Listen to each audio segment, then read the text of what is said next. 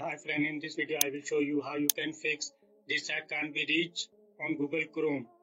So let's get started. Method 1. Click on Windows icon. After that go to settings. Now go to network and internet. On the left side you will see proxy settings. Click on it. Now here make sure use a proxy server is not enabled. Make sure this option is disabled and enable automatically detect settings. Once you done that, try to visit any site. If you still facing the problem, then method 2. Again click on Windows icon, go to settings, click on network and internet,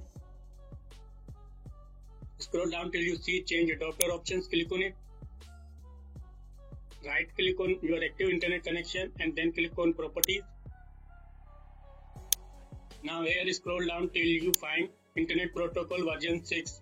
Make sure this checkbox is unticked and then click on OK.